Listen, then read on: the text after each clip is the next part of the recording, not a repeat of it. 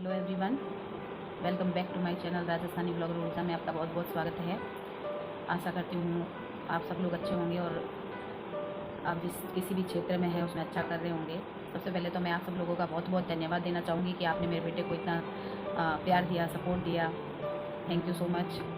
अब कोई lower middle class family के अंदर अगर कोई मल्टीनेशनल कंपनी में काम करने वाली बहू आ जाए तो वो फैमिली उसको फिर भी निभाएगी कि भाई जॉब कर रही है, उसको अपने जॉब पे भी ध्यान देना है, कर तो अपने घर के लिए ही रही है। यही कोई अगर अपर मिडिल क्लास फैमिली या कुछ पैसों में सक्षम फैमिली है तो उसमें अगर वो बहू हाउस वाइफ है तो भी वो ख़राब है, वो सिर्फ पैसे की भूखी है। चाहे वो कितनी अच्छा खानदान से आई है तो भी वो पैसे की भूखी है। आपकी सेवा वो सिर्फ पैसे के लिए कर रही है।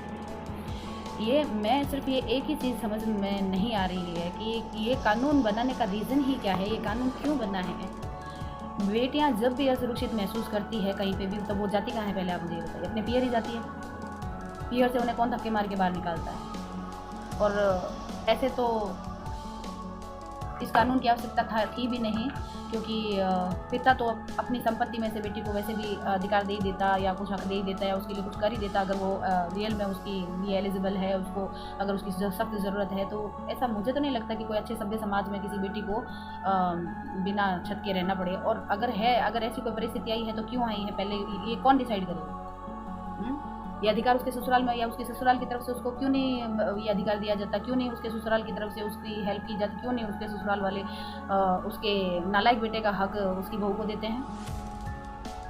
दो घरों की इज्जत एक बेटी संभाल के रखे और शादी के 15, 20, 25 साल निकलने के बाद में उसको खाली कटोरा थमाने लायक छोड़ दो। सास ससुर की सेवा करनी है, नंदों के गोते खाने हैं, घर में खुद के बच्चों को छोड़ के, अपने बच्चों को तीज त्योहार में भी छोड़ के पहले अपने ससुराल वालों का करना है, अपनी नंदों का करना है, अपने सास ससुर का करना है, क्योंकि बहू का फ़र्ज़ है। और बहू के हिस्से में है सिर्फ फ़र्ज़, सिर्फ ड्यूटी।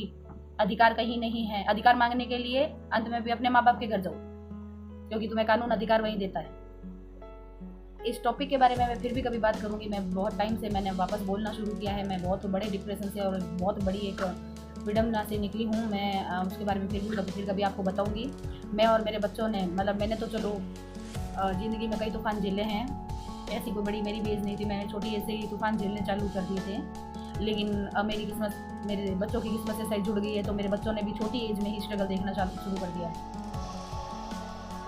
लेकिन पहले मैं सिर्फ मैंने पूरी लाइफ में जो भी किया, लेकिन मैंने हमेशा एक फैमिली ओरिएंटेड होकर रही हूँ मैं कि नहीं, परिवार देख के चलो।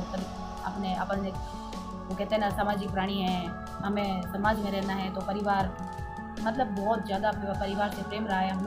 हमारा जो परिवार है उनमें आपस में भाई बहनों में, चाहे हम वो नहीं है कि हम सगे भाई बहन कोई 10-20 हैं, हम जो भी हैं चाचा के ताऊ के, हमारे घर में जितना प्यार है भाई बहनों के बीच में उतना प्यार सगे भाई बहनों में भी नहीं होता होगा। लेकिन हमारे परिवार में बहुत ज़्यादा प्यार है भाई बहनों। हमने अपने माँ बाप से सिर्फ प्यार बांटना सीखा है। प्रॉपर्टी, पैसा, ये वो कभी हमारे दिमाग में आई ही नहीं। हमारे यहाँ पे बड़े छोटों से प्यार करते हैं, उनकी देखभाल करते हैं, छोटे बड़ों की रिस्पेक्ट करते हैं। और गलतियाँ तो हर जगह हो जाती है, छोटों से भी होती है, बड़ों से भी होती है। ऐसा कुछ नहीं होता है कि सिर्फ वो एक कहावत है ना कि क्षमा बड़न को चाहिए, छोटन को उत्पात के रहीम प्रभु को घटियो, के रहीम हरि को घटियो प्रभु मारी जेलात। तो जब भृगु ऋषि ने भगवान विष्णु को लात मारी तो उनका क्या घट गया? जो खुद जगत के पालन करता है, जो खुद जगत के पालनहार है। तो मैं इस सब्जेक्ट पे फिर कभी भी आपसे बात करूँगी। मैं बहुत बड़े डिप्रेशन से निकली हूँ, बहुत ही मतलब निकली हूँ भी। अभी पूरी तरह से मैं ये नहीं कहूँगी, क्योंकि मुझे भी नहीं पता है कि उस डिप्रेशन से मैं बाहर निकलूँगी या मैं उसी डिप्रेशन के चलते मैं सिर्फ आज अगर बैठी हूँ बात कर रही हूँ तो ये क्योंकि मुझे लगता है कि कुछ कानून ऐसे हैं जिनका फ़ायदा जिनको मिलना चाहिए उनको तो बिल्कुल ही नहीं मिलता। और ये 90% जनता जानती है, जनता तो पूरी ही जानती है, कानून बनाने वाले खुद भी जानते हैं कि जिनको न्याय मिलना चाहिए, जिनको एक्चुअली इस कानून की आवश्यकता है, उनको कभी वो मिलता ही नहीं। कानून जिनके लिए बनाया जाता है, कानून का फ़ायदा उनको कम मिलता है और कानून तोड़ने वालों को ज़्यादा मिलता है। और मैं तो भगवान की दया से ऐसे घर में आई हुई हूँ जिसमें तो मैं जब से आई हूँ 20 सालों में मैंने यही देखा है कि कौन से कानून का तोड़ कौन सा है। किसी को कैसे मजबूर किया जाता है, किसी को कैसे बांध के रखा जाता है, किसको कैसे जीने नहीं दिया जाता है। आप कुछ भी कर लो, कुछ भी फर्ज पालो, क्योंकि वो एक अंधेर नगरी चौपट राजा। और धीरे धीरे ये समाज भी पता है वहाँ जाता जा रहा है जहाँ पे लोग सोचते हैं कि हमें क्या करना है, इस आदमी से मेरा काम निकल रहा है ना, आंखें बंद कर लो। किसी के घर में आग लगी है तो हम क्यों अपने घर से 2 बाल्टी पानी डाल के लपटों की आंच सहन करें। ये भूल जाते हैं कि कल वो आग फैलती फैलती पूरे शहर को भी जलाएगी। कहते हैं ना, जंगल की आग पूरे जंगल को राख कर देती है। सभ्य समाज वो जंगल का कानून हम खुद ही बना रहे। एक बेटी के लिए मत बोलो क्योंकि उसके पीछे उसके माँ बाप नहीं है बोलने के लिए। दूसरा तो आजकल कौन बोलता है, आजकल सब अपने में बिजी है। लेकिन जो पैदा करने वाले माँ बाप है, जो थोड़ा बहुत बोल सकते हैं, वो है नहीं, तो इसका फ़ायदा उठाओ। लेकिन कल आँच आपके घर तक नहीं आएगी, ऐसा नहीं है। चलो, इसके बारे में मैं फिर आपसे बात करूँगी और खुल के कुछ और बातों पे बात करूँगी।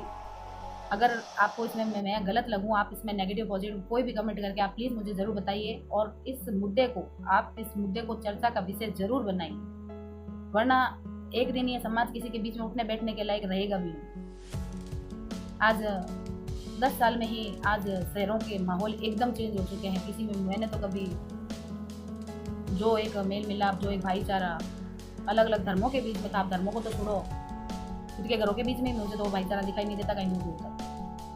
प्यार वाला, मान सम्मान वाला, इज्जत वाला इंसान तो सबको लेके चलता है। उनको कहीं कोर्ट जाने की जरूरत नहीं, कचहरी जाने की जरूरत ना ही अपना अधिकार मांगने की जरूरत। उन्हें बैठे बैठे अधिकार मिलता है। अधिकार तो वो मांगते हैं जिनको शायद ज़रूरत भी नहीं होती है, लेकिन क्योंकि कानून बन गया है। चलिए, फिर मिलेंगे बहुत जल्दी। मेरा दूसरा वीडियो भी आएगा जिसमें मैं और खुल के बात करूँगी। ये तो मैंने को अचानक से अभी रात के शायद 1 बज गए होंगे, मैं ऐसे ही बैठी थी तो ऐसा मेरा बेटा बहुत टाइम से मुझे कह रहा है कि नहीं आप वापस, मतलब मैं जिस डिप्रेशन से निकली हूँ, मैंने आजकल बातचीत करना भी बहुत मतलब ना के बराबर है। रिश्तेदारी में जाना आना सब बंद ही किया हुआ था, लेकिन बच्चों के लिए कोशिश कर रही हूँ जीने की कि वो ऐसी एज में है, सबसे वो क्या कहते हैं, जिस उम्र में वो ढल जाएंगे वैसे ही बन जाएंगे। वो एक ऐसी एज में जिन्होंने सबसे ज़्यादा प्रोटेक्शन की ज़रूरत है और जिसमें वो एकदम अकेले हैं। ये पक्ष और वो पक्ष, कोई पक्ष उनकी तरफ कुछ भी नहीं। बच्चे अनाथों की ज़िंदगी है, मैं हूँ बस। मैं सिर्फ चौकीदारी कर रही हूँ, कोशिश कर रही हूँ अपने आप को वापस उबारने की। मैं उन बच्चों का पूरी कोशिश करूँगी कि उबारूँ, उनको उनके पैरों पे खड़ा करूँ, उनको उनका हक दिलाऊँ। और इस कोशिश में मुझे आप लोगों के सहयोग की बहुत सख्त आवश्यकता है। तो प्लीज़ आपसे ये हाथ जोड़ के रिक्वेस्ट है, चाहे तो मेरे इस वीडियो को शेयर कीजिए, चाहे आप खुद इन बातों पे डिस्कस कीजिए, इस मुद्दे के विषय में बात कीजिए।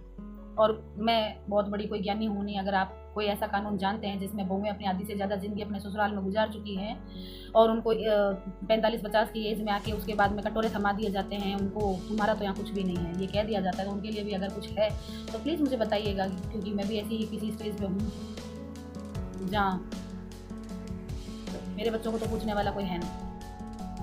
तो प्लीज़ आप हेल्प कीजिए, आप मुझे हेल्प समझ लीजिए, इसे सलाह समझ लीजिए, प्लीज़ मुझे बताइएगा। और फिर मिलेंगे।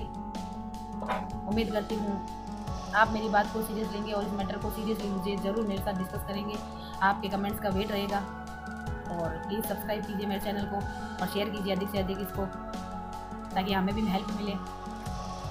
फिर मिलते हैं। खम्मा गणिसा।